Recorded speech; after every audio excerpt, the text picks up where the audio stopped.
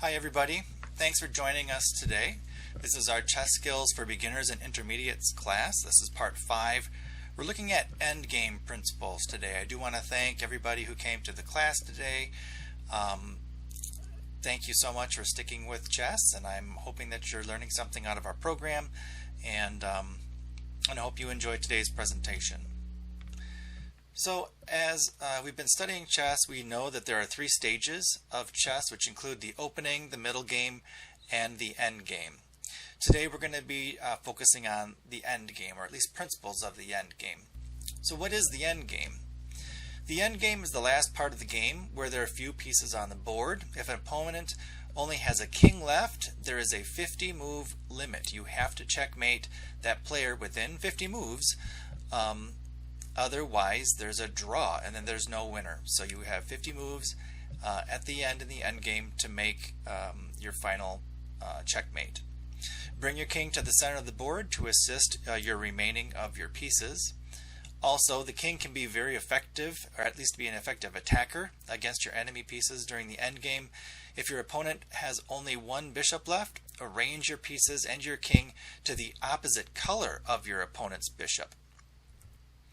If you have equal pieces but more pawns left than your opponent, then exchange your pieces but not your pawns. If you have more pieces than pawns, exchange the pawns but not pieces.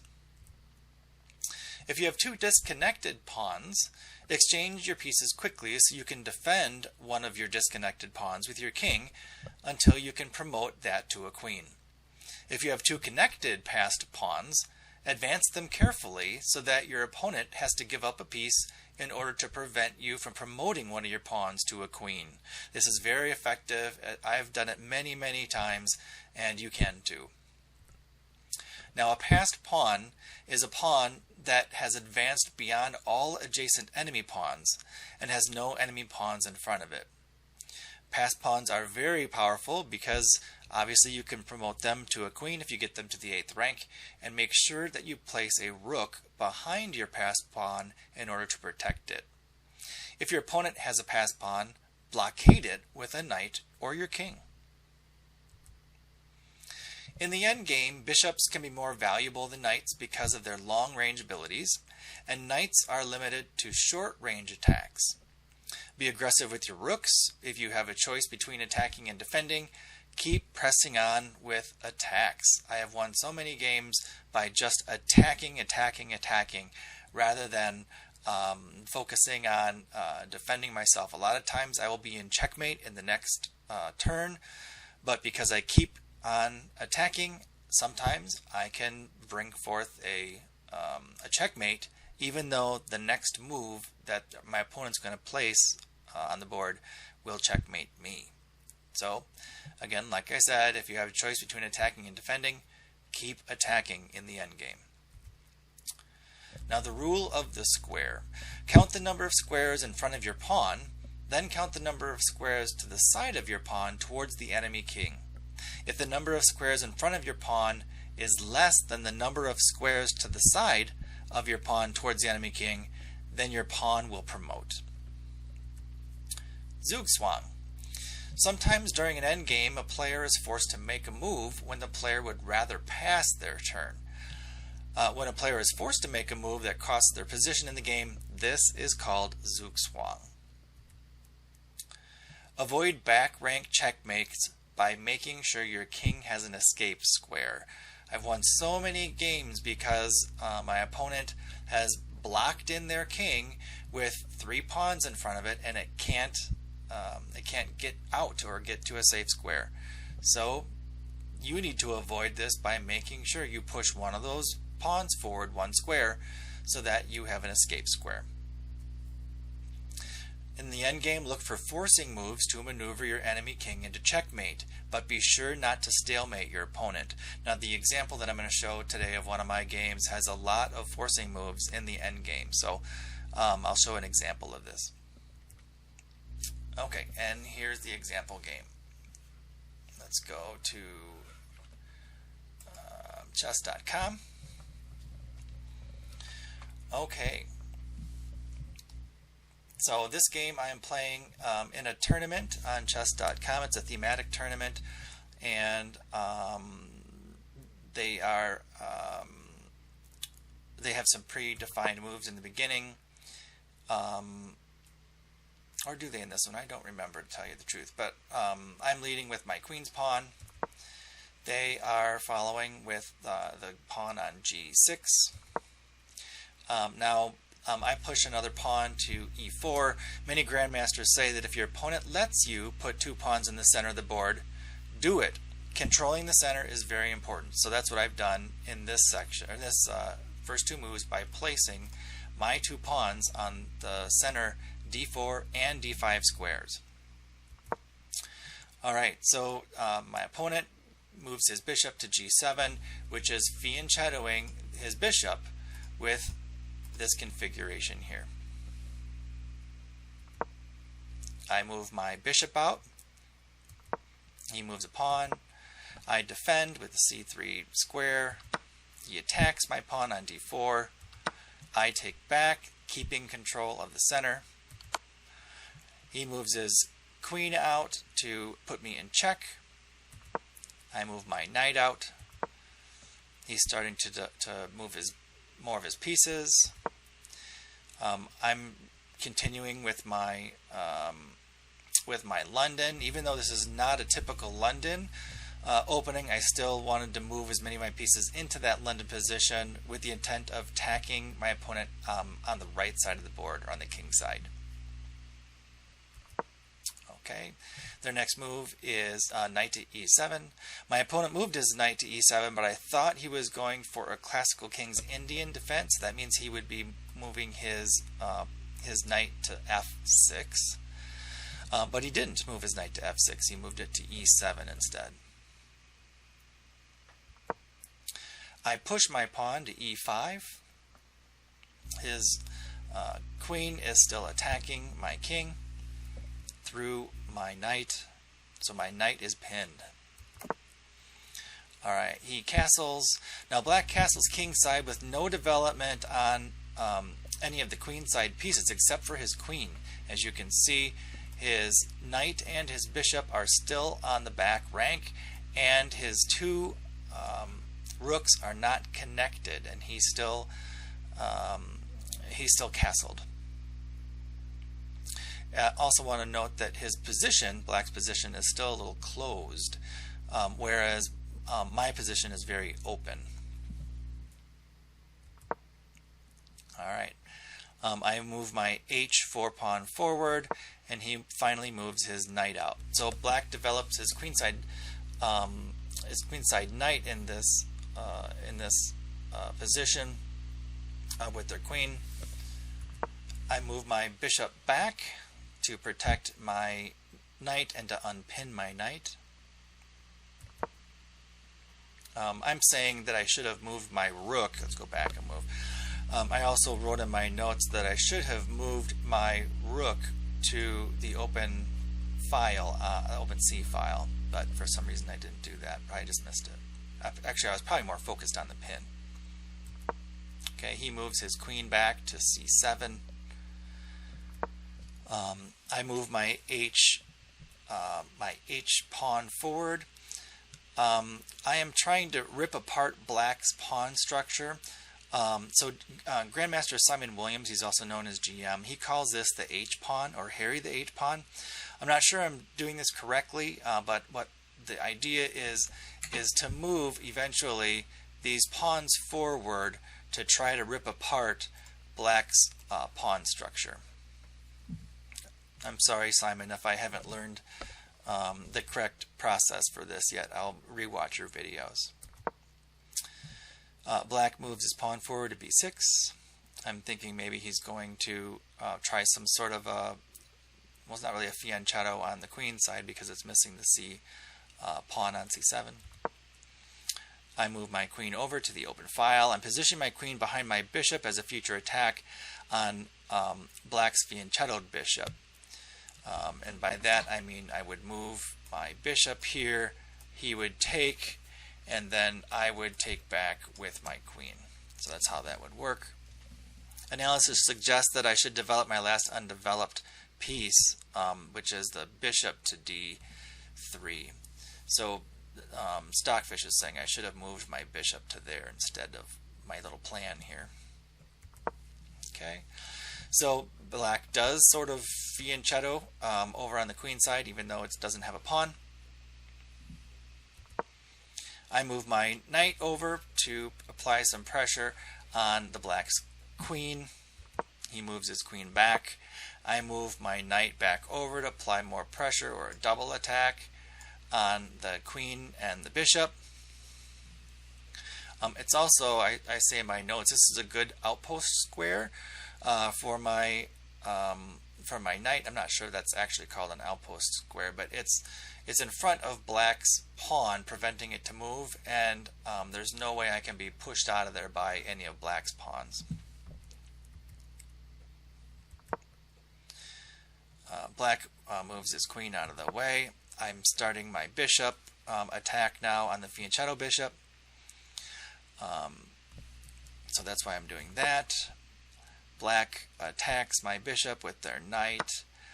Alright, so although Stockfish says this is a good trade, I think a better move would have been to exchange black's knight on f5 instead. How would I have exchanged that on f5? He takes my bishop. I take his pawn. He takes back. I move my queen in. I continue to attack on black's king. Black is in trouble. Black has 4 pieces on the queen side of the board away from the threat. Black's rook on a8 has been unused this entire game. So this rook has been out. They still aren't connected. As you can see, black has all these pieces over on the queen side of the board, and I am coming down with an attack with my rook and my queen. Okay, the next move. Oops, I went too far. Shoot. Okay. So I take out his pawn, put him in check. He moves his queen over. I put him in check again. There's only one flight square he can go to, which is e7. So he moves his king there. I take the pawn, putting him in check again. There's only really one square he can go to again. Actually, there's 2 squares. He could have gone back to e8, or not back, but to e8 or to e7. I move my knight in to put him into check. There's only one place he can go. Actually, he could take with his rook, but I would just take his rook back. So remember, these are all forcing moves when there's only one move that he can go to. He could not go to c8 because it's covered by my knight, so he had to move to c7. I put him in check again. There's only 2 squares he can go to, so he moves back to c8. I attack with my queen, putting him in check. At this point, black resigns. If black had played the knight to f8, I would just take with my queen and put him in checkmate again. So what I'm saying about this game is white had a pretty good open game while black was closed and cramped throughout. I thought this was an exciting game for me because it had a lot of forcing moves, or at least I put him in check quite a bit of time, and he only had 1 or 2 squares that he could go to. Hopefully this gives you an idea about, like I said in the end game, keep your attack on at the end. Attack, attack, attack, and that's what I did in this example. I put him in check in so many moves. You can do the same thing. All right, there's a couple things I do want to go through with you in the end game. There's certain things that we need to be sure that we can do, and these are some of them. Be sure to know how to win in these types of end games. A king and 2 rooks versus a king. This is pretty easy. A king and queen versus king. It's easy to moderate. A king and a rook versus a king. That's moderately hard. And king and 2 bishops versus king. Now I have I want to say almost 4,000 games excuse me, on chess.com, and I've never had 2 bishops and a king versus a king. And to tell you the truth, I don't know that I could even remember how to do it. So we're going to focus on the first 3 of these types of endgames, as these are the ones I think that you're going to come up with mostly in your games. So let's go back to chess.com. Let's set up a analysis board. Okay, we're going to set up a position. First, let's get rid of everything. First, let's do black's king against white, and I think we had started with two rooks. So white's king and 2 rooks against black's king. Let's play against the computer. So here we go. So it's our turn. What we want to do is we want to push the king this direction because our rooks are in control of these 2 files. So we need to push the king back, as I said, to this side of the board. So let's do that. Okay, so check. He moves his king towards us. Check. Okay, now I can't go here because black could just grab the rook. So we have to be careful in this case. So I'm going to move this rook to the opposite side of the board. Now he's attacking this rook. So we're going to move this rook to here. His turn. Okay, we're going to keep pressing him to this side of the board. All right, we don't want to move this rook here because he would just take it. So let's move one of the rooks out of the way. So I guess it really doesn't matter because he can't get either of them. So let's just do this one first. Now he's attacking our rook. Now we don't want to put the rooks on the same rank because the idea is we have to drive the enemy king as far to the side of the board as we can. So we don't want to do that. So again, we'll move him over. He only has 1 square to go to, and we just put him in checkmate. See how that works? They call this the ladder effect. I'm trying to think what else. Sabrina, shoot, what's her name? It's not Shavana. Shoot, I can't remember Sabrina's last name. I'm sorry, Sabrina. Anyway, this has a couple of different names to it, but that's basically the gist of it on how to drive the king towards one side of the board. If we wanted to drive the king this direction, it's very similar. So let's do it. Oops, go back. I'm not doing it that way. We're going to drive him this way. So oops. Okay, let's do it this way. So we go this way. Now he's attacking us. We have to move this out of the way. He moves his king over here, so let's move it over there. And we're going to just drive the king this direction now. Okay. He moves it. Now he's attacking our... Okay, now let me just say, we don't want to keep it here and move this to here because he'll just grab our rook. So we need to move our rook out of there. Okay, and we got to keep this ladder going. Now we put him in checkmate. Okay, so that's a king and 2 rooks versus a king. All right, now let's do the next one, which was it was king and queen. So let's set up a position.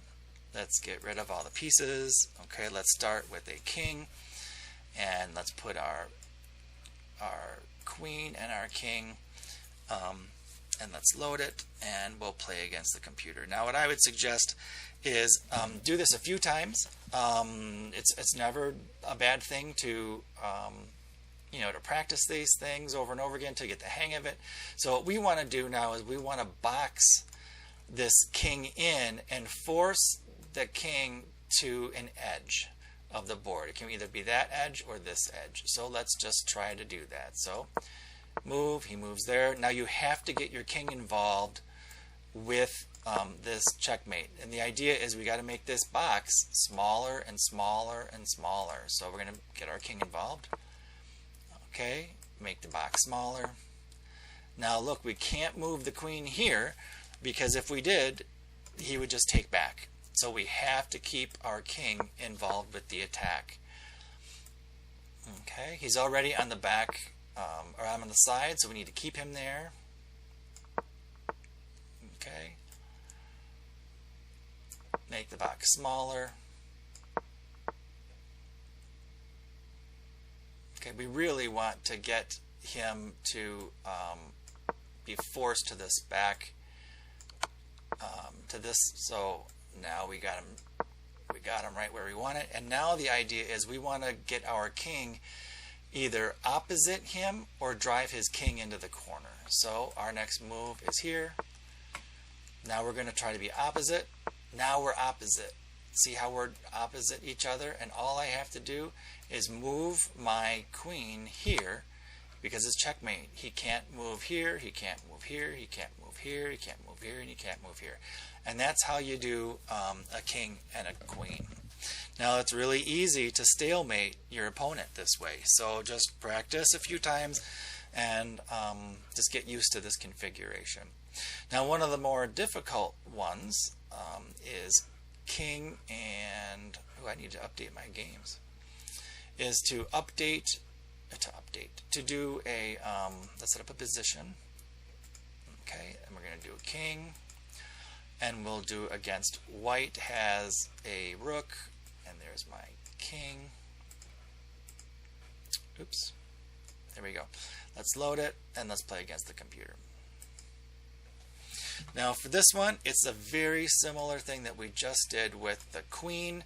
We want to box the enemy king into this box and to keep making it smaller, smaller, smaller until we get the king back on this back rank here, on the edge of the board, either here or here, and let's do it. So we're moving here. He's going to obviously attack our rook, so we need to protect our rook. We continue to make the box smaller. We have to protect our rook. Okay, let's make the box smaller. Let's make the box smaller. Protect our rook. Keep protecting our rook. Make the box smaller. Make the box smaller. Let's get our king in there. We want to remember what I should have done. Well, no, I can't do that. Okay, let's get our king there. We need to keep him on this back, or this the side. We are going to try to get our kings opposite each other. See, now they're opposite of each other again, and checkmate. Just like that. Okay, so practice all of these. I would say try to, like I just did against the computer, until you're familiar. I will say that, like I said, I have in my games done every one of these during a live game where you have just a king and a rook against a king, or a king and two rooks against a king, or a king and a queen against a king. I've done them all. You'll see those the most frequently. Like I said, I don't know that I could even do two bishops and a king for you right now, and I'm not going to embarrass myself. So, so I would say try to learn these things. That's about all that I have for you today. I want to thank the students again for coming today for the lesson. Hopefully this will give you a chance to practice all these endgames. And if you have any questions, let me know. If you have any feedback, let me know. Please put some comments in the comment section of the YouTube channel. Let me know if this is helping you. Let me know how I can change things up and maybe improve things. As you know, I am learning too, and because we're all in some sort of stage of development in chess, and I appreciate your advice as well. So thank you. Have a wonderful day, and I'll see you next time. Take care. Bye-bye.